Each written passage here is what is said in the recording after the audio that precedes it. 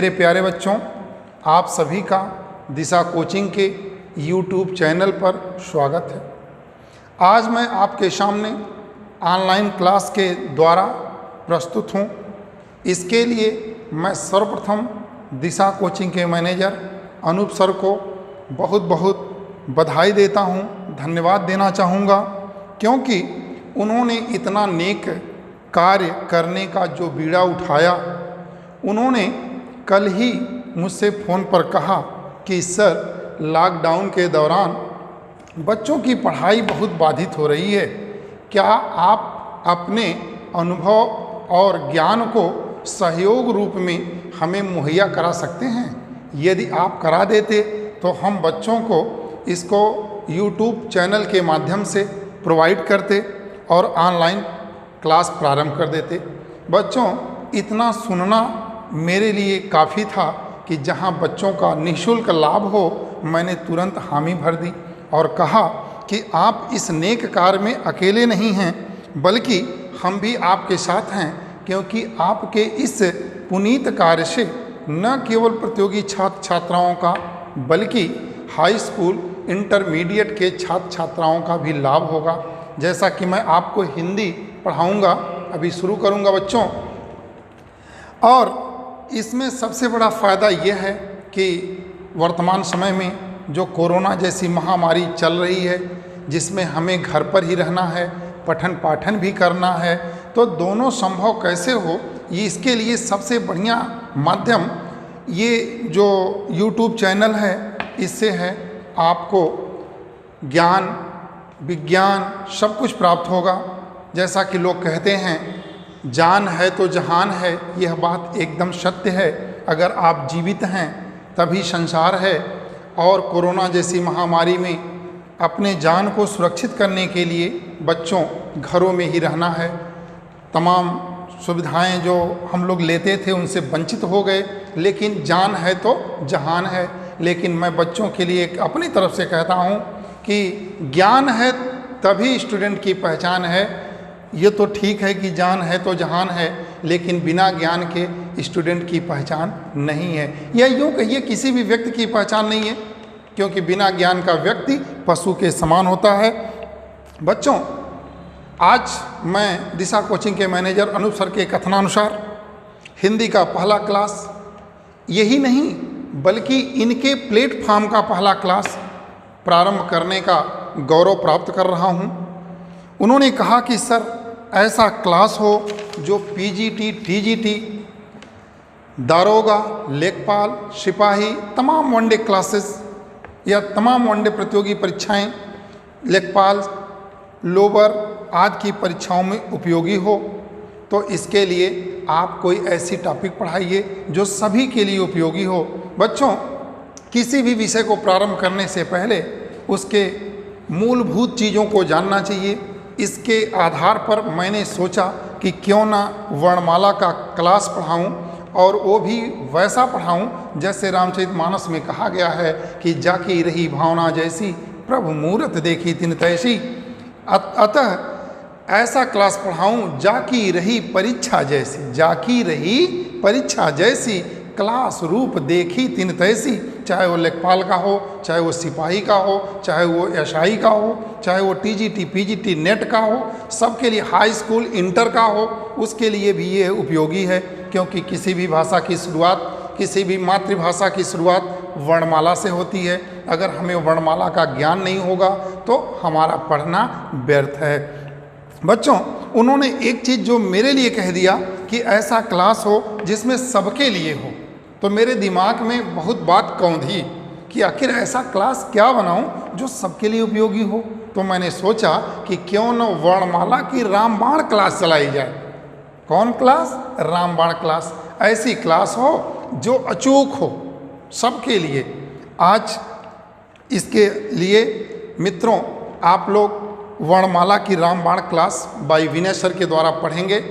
आप लाइक करिए YouTube channel पर दिशा कोचिंग सेंटर, सब्सक्राइब करिए, और हम अपने पठन पाठन को प्रारंभ कर रहे हैं। तो आज हम लोगों का कौन क्लास होगा? वर्णमाला की रामबाण क्लास। तो बच्चों, सबसे पहले वर्णमाला वर्णमाला जानने से पहले तो हमें यह जानना होगा कि वर्ण क्या है। सबसे पहले हमें क्या जानना होगा, वर्ण क्या है, यह वर्ण आया कहाँ से। तो मैं आपको बताऊं, जो हमारी हिंदी की वर्णमाला है यह संस्कृत की वर्णमाला से उधार ली गई। इसमें जरूर कुछ संशोधन हुए हैं, संस्कृत से बहुत परिवर्तन किए गए हैं। एक प्रश्न लोग पूछ देते हैं कि सर वर्णमाला के जनक कौन हैं।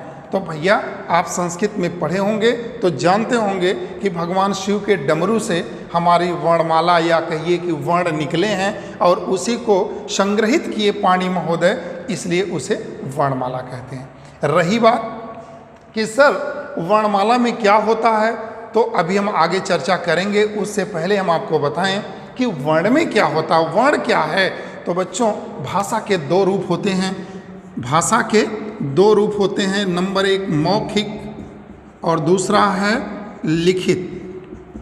मैं अब आपसे प्रश्न करता हूँ, सब लोग जानते होंगे कि भाषा का कौन रूप पहले आया, मौखिक कि लिखित। तो प्रिय बच्चों सब लोग जानते हो कि भाषा का पहला रूप कौन था, मौखिक। हम पहले बोलना सीखे, उसके बाद लिखना सीखे। ये आप कौशल विज्ञान कह लीजिए या भाषा के कौशल में भी पढ़ते हैं, सुनना, बोलना, लिखना, ये सब। तो उस तरह से सबसे पहले हम लोग क्या पढ़े थे भाषा के रूप में, मौखिक रूप। तो बच्चों मौखिक रूप जो है उसके दो नाम हैं, ध्वनि और स्वनिम। क्या नाम है, ध्वनि और स्वनिम। और लिखित रूप यही है वर्ण और अक्षर। एक प्रश्न आपके मन में आता होगा, तमाम यूट्यूब चैनल पे आपको पढ़ाया जाता है चारों समानार्थी हैं समानार्थी, लेकिन हिंदी एक ऐसी भाषा है जिसमें हर शब्द का अपना कोई न कोई अर्थ होता है। इसीलिए कहा जाता है कि अगर शब्द अलंकार में शब्द को बदल देंगे तो अलंकार मर जाएगा, अलंकार समाप्त हो जाएगा। इसीलिए ये जो ध्वनि और स्वनिम है ये भाषा की लघुतम इकाई। देखिए परिभाषा क्या है वर्ण की, वर्ण की परिभाषा है कि वर्ण की परिभाषा है भाषा की लघुतम इकाई। भाषा की लघुतम इकाई, भाषा की लघुतम इकाई को क्या कहते हैं, वर्ण कहते हैं। तो बच्चों जब हम इतना जान गए कि भाषा की लघुतम इकाई को वर्ण कहते हैं, तो अब प्रश्न आया कि सर एक परीक्षा में कभी कभी दे देता है चार विकल्प, नंबर 1, नंबर 2, नंबर 3 और नंबर 4 दे देगा। भाषा की लघुतम इकाई है, वहाँ दे देगा ध्वनि, वर्ण, अक्षर, उपरोक्त में कोई नहीं, उपरोक्त में कोई नहीं। अब प्रश्न आया कि सर ये तो चारों हम किताबों में भी देखते हैं, अच्छे अच्छे चैनलों पर भी देखते हैं कि भाषा की लघुतम इकाई ध्वनि है, वर्ण है, अक्षर है, स्वनिम है, तो फिर अब इसमें क्या मारें। तो बच्चों अब यहाँ पर ये हमारा काम करेगा कि भाषा की लघुतम इकाई कौन है, ध्वनि। क्यों है, क्योंकि पहले ध्वनि आई। अगर मान लीजिए यहाँ स्वनिम होता और देता, या ये स्वनिम होता या यहाँ दे देता उपरोक्त में सभी, तो फिर हम सभी को मार देते, क्योंकि यहाँ पर ये क्लियर नहीं है कि भाषा के मौखिक रूप को पूछ रहा है कि लिखित रूप को। इतना कंफर्म हुआ। तो अब हम परिभाषा चाहे ध्वनि की कोई पूछे, चाहे वर्ण की पूछे, चाहे अक्षर की पूछे, चाहे स्वनिम की पूछे, तो सबके लिए कहेंगे कि भाषा की लघुतम इकाई है। लेकिन बच्चों अगर इन चारों में से कोई 3 विकल्प हो और इनमें से कोई ना हो, तो फिर हम ध्वनि को वरीयता देंगे, स्वनिम को देंगे, क्योंकि पहले बोले उसके बाद लिखे। अक्षर की परिभाषा देखिए तो आ माने नहीं और क्षर माने क्षरण हो, तो यही तो भाषा की लघुतम इकाई है, जिसका क्षरण ना हो, जिसका पुनः खंड ना हो।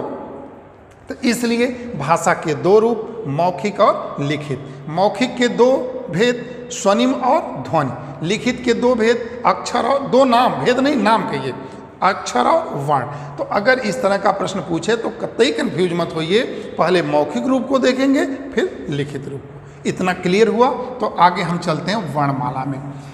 बच्चों आप देखते होंगे कि बुकों में, बहुत सी किताबों में लिखा है कि वर्णों के समूह को वर्णमाला कहते हैं। क्या कहते हैं, वर्णों के समूह को वर्णमाला कहते हैं।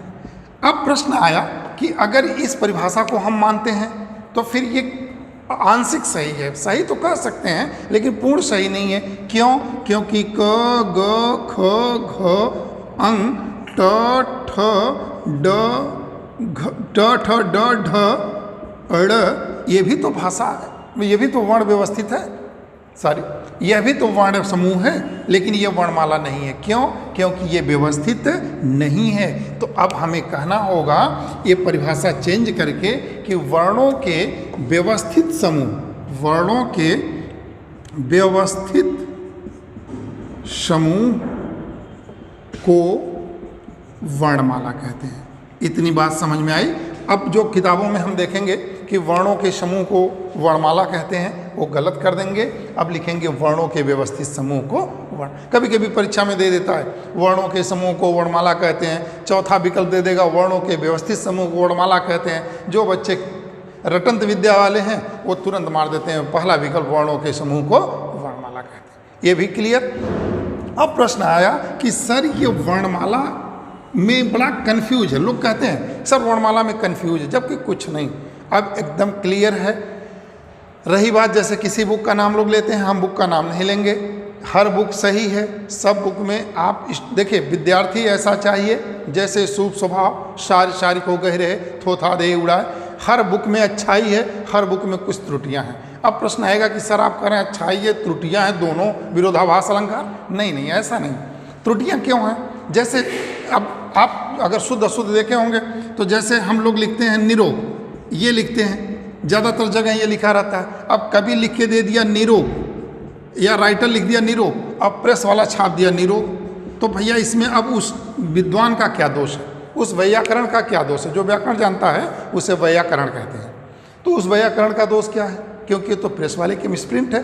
तो बच्चों इस तरह से किसी भी बुक में प्योरिटी है, सब में। मैं ये नहीं कहता, विद्वान लोग बुक लिखते हैं, सब में ज्ञान है, लेकिन सब में कहीं न कहीं मिस है। और विद्यार्थी ऐसा होता है जो सबका अच्छी चीज़ों को ले लेता है और बुरी चीज़ों को छोड़ देता है।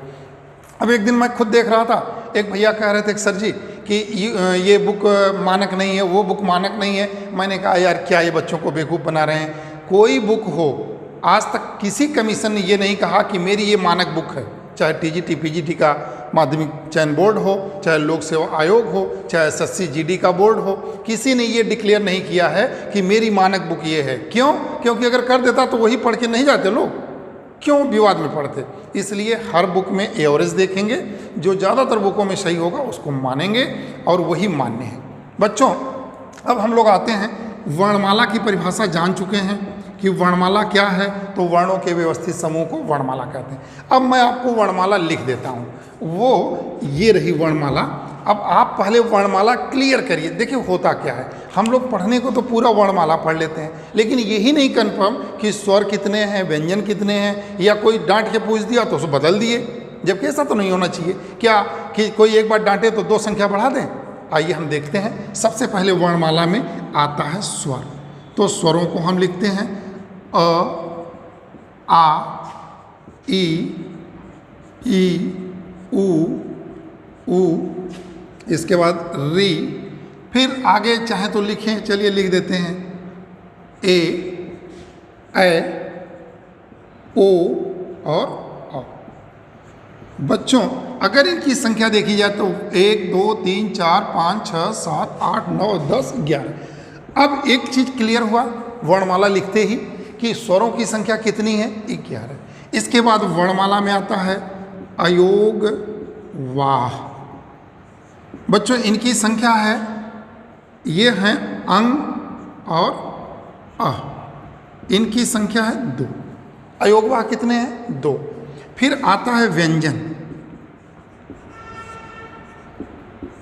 व्यंजन में पहले आता है क, ख, ग, घ, अंग।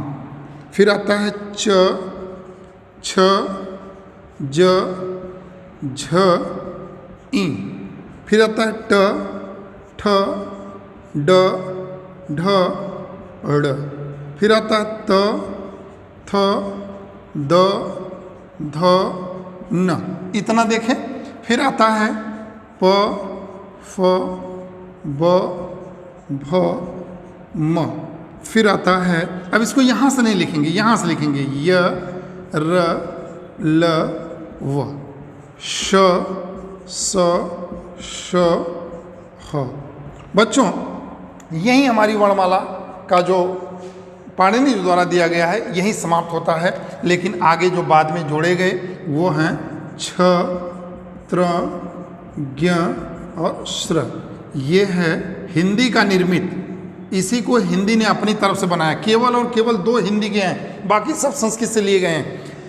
अब इसमें देखिए ये जो 5 लाइन है 1 2 3 4 5, इसे स्पर्शी व्यंजन कहते हैं। कौन व्यंजन कहते हैं बच्चों? स्पर्शीय व्यंजन। चूंकि यह वर्ग में रहता है इसलिए इसे वर्गीय व्यंजन भी कहते हैं। इनकी संख्या 25 है। इन्हें ये 5 जो हैं 1 2 3 4, इन्हीं को क वर्ग, च वर्ग, ट वर्ग, त वर्ग, प वर्ग कहते हैं। इन्हें स्पर्शी व्यंजन या वर्गीय, वर्ग में रहते हैं इसलिए वर्गीय व्यंजन कहते हैं। एक प्रश्न है कि सर आप स्पर्शी व्यंजन बोले, क्यों कहते हैं? तो बच्चों इनके उच्चारण में जो हमारी सांस निकलती है वह विभिन्न वागेंद्रियों को पूर्णतः स्पर्श करती है। जैसे अगर कंठ में है तो टोटल हवा का एक पुंज बनकर कंठ से टकराता है और वो निकलता है, इसलिए इसे कंठवर्ण कहते हैं। क्लियर? स्पर्श पूर्णतः करती है स्पर्शी, वर्ग में रहते हैं वर्गीय। इनकी संख्या कितनी है? 25। इसके बाद आता है बच्चों अंतः अस्त व्यंजन। कौन व्यंजन? अंतः अस्त व्यंजन। अब इसकी परिभाषा बताने से पहले मैं आपको बताऊं, जब हम लोग छोटे छोटे थे, प्राइमरी में पढ़ते थे, तो कख गघ एक सांस में उच्चारण की प्रतियोगिता होती थी। बच्चों में आपस में था कि एक बार में हम पूरा पढ़ देंगे, तो हम लोग शुरू करते थे। जब कख गघ पढ़ते थे तो त थ द ध न प फ ब भ म तक जाते जाते सांस खत्म होती थी तो कहते थे या ना लावा। तो मैं अपनी बचपन की बात बता रहा हूँ, तो मैं सोचता था इसीलिए इसे अंतस्थ कहते हैं, क्योंकि जब हम यरल को उच्चारण करते तो हवा अंदर खींच लेते हैं। लेकिन जब हम लोग बड़े हुए और कंपटीशन में आए तो हम लोग जाने कि भैया इनके उच्चारण में वागेंद्री को स्पर्श तो करती है हवा, लेकिन पूर्णतः कहीं नहीं, बल्कि अंशतः है, माने थोड़ा बहुत स्पर्श करते हुए सबको छूते हुए चली जाती है, इसलिए इसे क्या कहते हैं? अंतस्थ व्यंजन। अगला है, इनकी संख्या कितनी बच्चों? 4। परीक्षा में पूछता है अंतस्थ व्यंजन कितने हैं? 4। स्पर्शी व्यंजन कितने हैं? 25। इसके बाद आता है ऊष्म व्यंजन। अब मैं बार बार बच्चों से पूछता हूं कि ऊष्म व्यंजन इसे क्यों कहते हैं? तो लोग कहते हैं इसके उच्चारण में ऊष्मा पैदा होती है। मैं कहता हूं कैसे? तो चुप हो जाते हैं। आपको मैं बताऊं प्रैक्टिकली, आपने कभी देखा होगा, चाहे पढ़ा लिखा हो चाहे अनपढ़ हो, हमारी मातृभाषा ऐसी है बच्चों कि जो नहीं पढ़ा है वो भी पढ़े के समान उच्चारण करता है। जैसे आपको एक मैं प्रैक्टिकली बता रहा हूँ, जब हम लोग ठंडी में स्नान करते हैं तो ठंडा लगता है तो ची ची नहीं करते, टी नहीं करते, क्या करते हैं? सी। और स किस में है? ऊष्म व्यंजन। या रात में हमको जब वो बुखार में जाड़ा लगता है, जिसको जड़ा बोलते हैं, तो हम लोग कहते हैं कुकू कि टू हु करते हैं, और ह किस में है?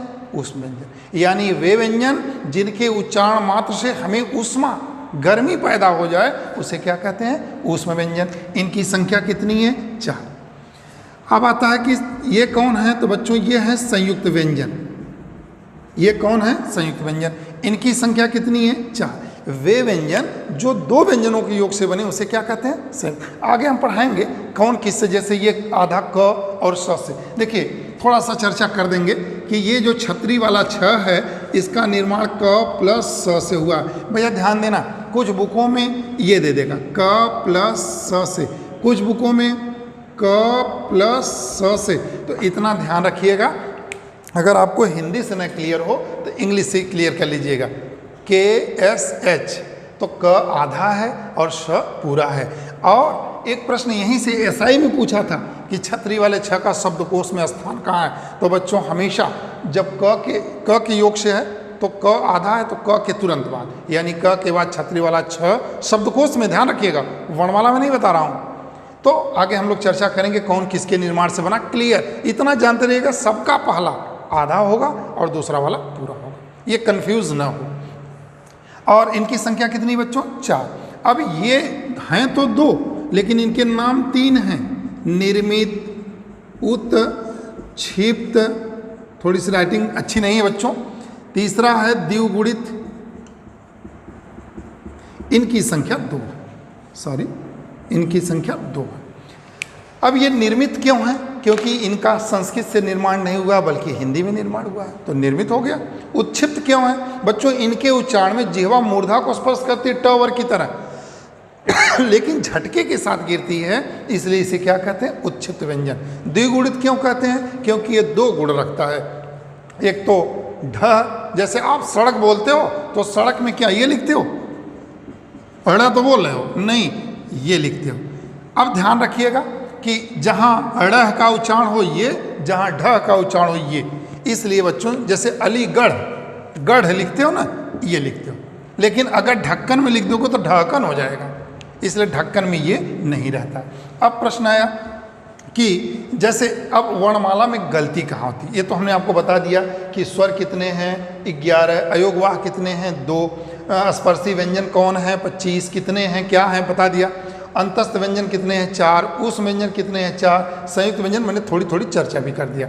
अब एक प्रश्न जो कन्फ्यूज वाले हैं उन पे हम लोग आते हैं। ये तो अभी हम पूरी वर्णमाला आपको पढ़ाएंगे, एक एक तरह स्वर उठाएंगे, स्वर की परिभाषा क्या है, स्वर का वर्गीकरण क्या है। लेकिन अभी हम लोग जो कन्फ्यूज होते हैं, देखिए सबसे पहले मैं आपको बता दूं कि जैसे कहावत है कि कभी भी या तो पूरा जानते हो या तो कुछ न जानते हो। जो कुछ कुछ जानते हैं वो बड़े परेशान होते हैं। तो अब एक प्रश्न, जैसे कुछ कुछ जानने वाले लोग क्या करते हैं, दे दिया। अच्छा हाँ, एक प्रश्न ये आता है, जैसे पूछे स्वर कितना है, मुझसे लोग पूछते हैं कभी कभी कि सर स्वर कितना है, तो मैं कहता हूँ 11। तो कहते हैं कुल स्वर कितना है, तो मैं कहता हूँ 11। तो कहते हैं नहीं सर, किसी बुक में 13 दिया था, किसी परीक्षा में 13 माना था। तो बच्चों मैं दावे के साथ कहता हूँ कि ये अपना अनुभव बता रहा हूँ कि किसी भी परीक्षा में 13 मान ले तो हम नहीं मान सकते, किसी एक बुक में 13 मान ले तो हम नहीं मान सकते। अब आप कहेंगे सर क्यों नहीं मान सकते, आप तो बड़े रूढ़वादी हैं। ऐसा कुछ नहीं, इसलिए नहीं मानेंगे कि किसी एक बुक में किसी एक परीक्षा के पूछने से कुछ नहीं होता। बच्चों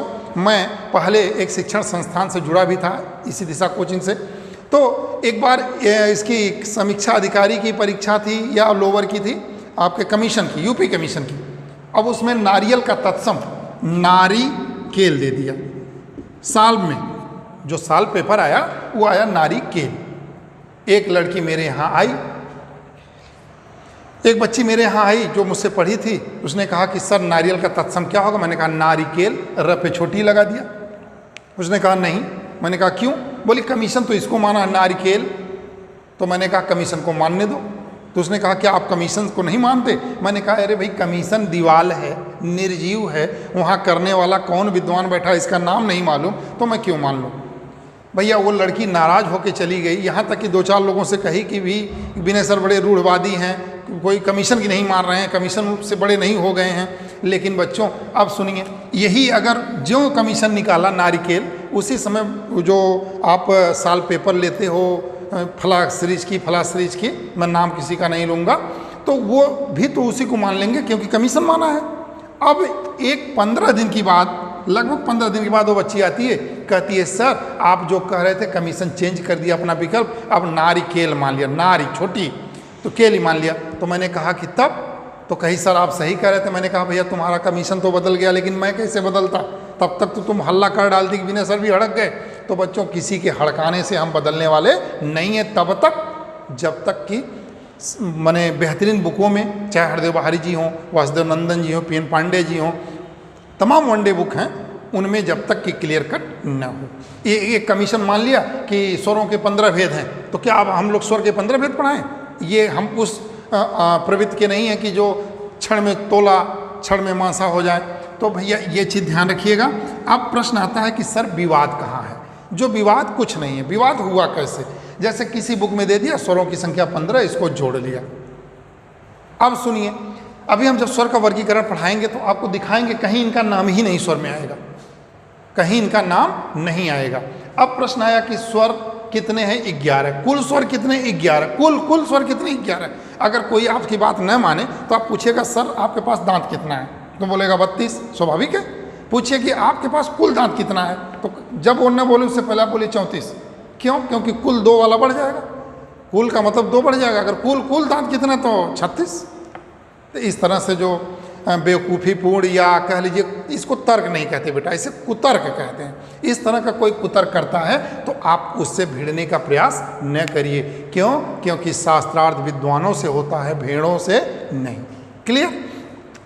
अब प्रश्न है कि ये स्वर कितने हैं? 11। स्वर की परिभाषा क्या है? देखिए, स्वर की किताबी परिभाषा क्या है मैं नहीं, उससे पहले मैं आपको बताऊं, इसका मतलब है स्व, और स्व माने होता है स्वयं, आप। तो जो अपने आप उच्चरित हो जाए उसे ही क्या कहते हैं? स्वर। यानी जिनके उच्चारण में किसी सहायता की आवश्यकता न हो, या बिना किसी सहयोग के, बिना किसी की सहायता के, बिना किसी अवरोध के जिनका उच्चारण हो, उसे क्या कहते हैं? स्वर। स्वर कितने हैं? 11। कुल स्वर कितने हैं? 11। किसी एक बुक में दे दे 13 तो हम नहीं मानेंगे, क्योंकि 90% बुकों में, बढ़िया बुकों जो कि अपने आप में एक अद्वितीय स्थान रखती हैं, उनमें स्वरों की संख्या 11 है। क्लियर? ये अयोगवाह क्या है अब आपको बताएं। देखिए, अ मीन्स नहीं, योग मीन्स जोड़, और वाह मीन्स जोड़, और वाह मीन्स वहन करना। अगर हम साधारण भाषा में बोले तो ढोना, अर्थात जिसका योग न हो फिर भी उसे ढोया जाए या वहन किया जाए, उसे क्या कहते हैं? अयोगवाह। बात समझ में आ गई? जो स्वतः उच्चरित हो स्वर है, जो किसी के साथ जुड़े न वो अयोगवाह है, लेकिन लोग उसे ढोएं। और व्यंजन क्या है बच्चों? बी धन अंजन से बना है। बी माने विशेष, बी उपसर्ग है। एक प्रश्न बन सकता है, व्यंजन में कौन उपसर्ग है? तो बी। अंजन क्या है? शब्द है। तो बच्चों, अब बी मीन्स होता है विशेष, और अंजन मीन्स होता है सुरमा, यानी वे वर्ण जिनको विशेष प्रकार का सुरमा लगा के देखा जाए उसे क्या कहते हैं? व्यंजन। अब प्रश्न है कि सर विशेष प्रकार का सुरमा क्या है? तो भैया, जो ये आप वर्णमाला के व्यंजन देख रहे हैं, ये उच्चरित व्यंजन हम कहते हैं इसको, या ये कह लीजिए कि उच्चारण के सेंस में इसे प्रयोग किया जाता है। क्यों? क्योंकि बच्चों, जो प्योर व्यंजन है वो क है, ख है और ग है, माने इसी तरह से जिसमें हलंत लगा हो।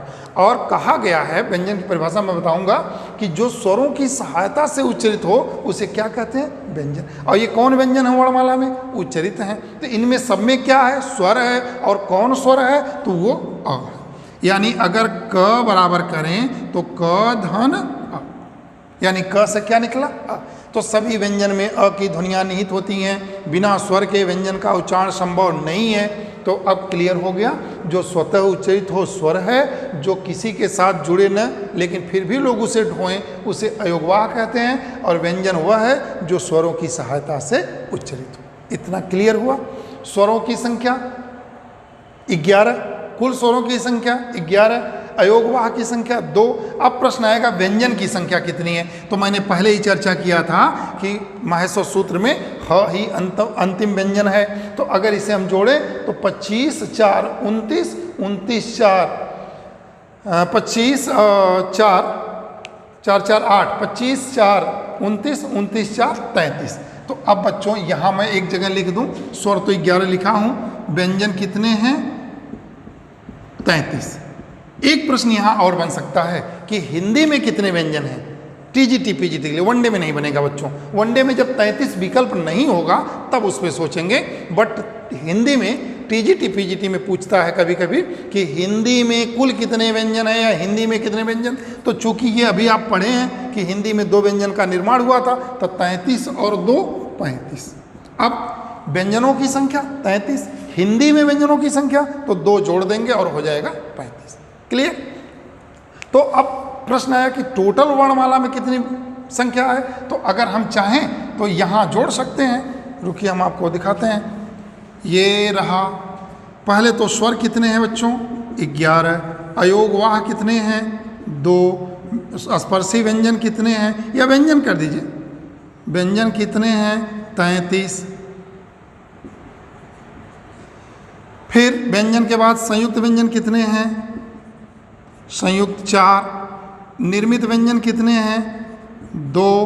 तो अब इनको जोड़ दीजिए, तो 11 2 हो जाएगा आपका 13, और 13 2 15, 15 और ये 15, 33 4, तो 5 3 8, 8 4 12 के 2, 3 1 4 1 5, यानी 52। अब 3 चीज तो क्लियर हो गया बच्चों। स्वर कितने? 11। कुल स्वर कितने? 11। व्यंजन कितने? 33। और वर्णमाला में कुल कितने वर्ण हैं, तो यहाँ लिख दूँ 52। वर्णमाला में कितने वर्ण हैं, 52। कोई पूछे तो आप पूरा ग्राफ बना के उन्हें दिखाइए कि वर्णमाला में कैसे हैं ये 52। हमको नहीं लगता कि अब किसी को कंफ्यूज होगा। ये वर्णमाला का क्लास अब आपको थोड़ी सी और चर्चा करूंगा, फिर आगे हम नेक्स्ट क्लास में देंगे। बच्चों, जब ये 52 हो गए, ये 11 हो गए, ये 33 हो गए, 35 किस कंडीशन में होंगे, अयोगवाह कितने। अब प्रश्न आया कि सर परिभाषा फिर एक बार बता दीजिए, तो मैं बता देता हूँ। जो स्वतः उच्चारित हो स्वर है, जो किसी की सहायता की छोड़िए बल्कि सबके साथ एडजस्ट हो जाए उसे अयोगवाह कहते हैं, और जो विशेष बिना स्वरों के जिनका उच्चारण न उसे व्यंजन कहते हैं।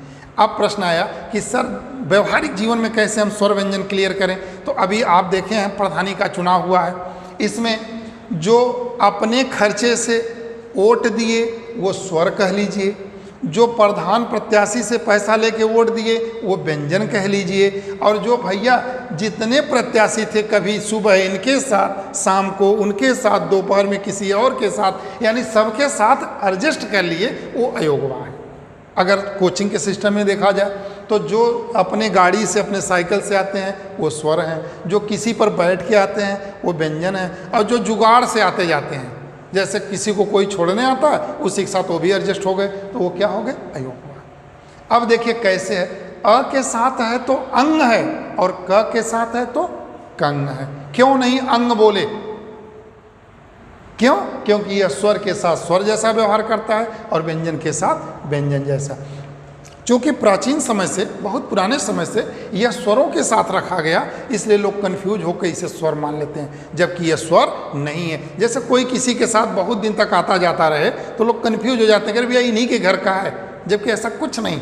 क्यों? क्योंकि वो अपने घर का है और भले आता जाता है उनके साथ। तो बच्चों, अब मुझे नहीं लगता कि वर्णमाला का ये जो सबसे साधारण क्लास जिसमें आपको केवल और केवल वर्णों से परिचित कराया गया, स्वर 11, कुल स्वर 11, अयोगवाह 2, व्यंजन की संख्या 33, हिंदी में व्यंजनों की संख्या 35 क्यों है मैंने कारण दिया, उस व्यंजन कितना है, संयुक्त व्यंजन कितना है। आज के लिए इतना ही काफ़ी है।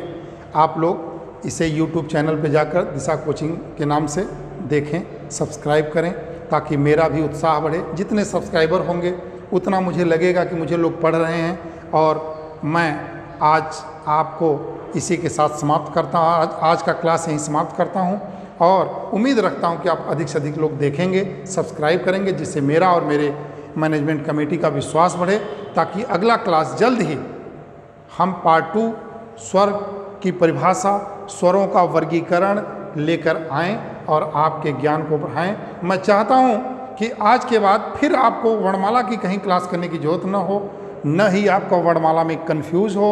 अभी वर्णमाला कम से कम 3-4 पार्ट में आपको मिलेगी। इसके लिए आप लोगों से मेरा विनम्र निवेदन है कि इस वीडियो को अधिक से अधिक देखें, सब्सक्राइब करें, शेयर करें। इसके लिए आप लोगों को बहुत बहुत धन्यवाद। थैंक्स।